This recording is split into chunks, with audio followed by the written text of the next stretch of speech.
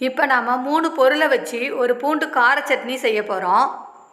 அதுக்கு தேவையான பொருள்கள்: ஒரு 10-15 பல்லு பூண்டு எடுத்துக்கோங்க, ஒரு மீடியம் சைஸு 2 தக்காளி, ஒரு 4 வரமிளகாய் எடுத்துக்கோங்க. இப்போ நாம் ஒரு கடாயில் ஒரு 2 ஸ்பூன் எண்ணெய் விட்டு நாம் எடுத்து வச்சுருக்கிற வரமிளகாவை அதில் போட்டு வறுக்கணும். இது மாதிரி கொஞ்சம் பொன்னிறமாக வறுத்த பிறகு நாம் பூண்டு அது கூட சேர்த்துடணும். பூண்டு கொஞ்சம் வதங்கின பிறகு நாம் கட் பண்ணி வச்சுருக்கிற தக்காளியும் அது கூட சேர்த்து வதக்கணும். நல்லா பச்சை வாடை போகிற அளவுக்கு நாம் நல்லா வதக்கிடணும். இப்போ உப்பையும் தேவையான அளவு அது கூட சேர்த்துடணும். உப்பு சேர்த்துட்டா சீக்கிரம் நல்லா வதங்கிடும். இது மாதிரி நல்லா பச்சை வாடை போகிற அளவுக்கு நாம் வதக்கி எடுத்துடணும். இதை ஆற வச்சு ஒரு மிக்சி ஜாரில் போட்டு நாம் அரைச்சிக்கணும்.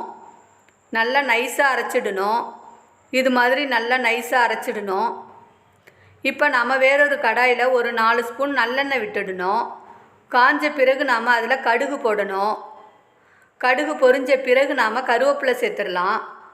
இப்போ நாம் அரைச்சி வச்சுருக்கிற சட்னியை இது கூட சேர்த்துடலாம்.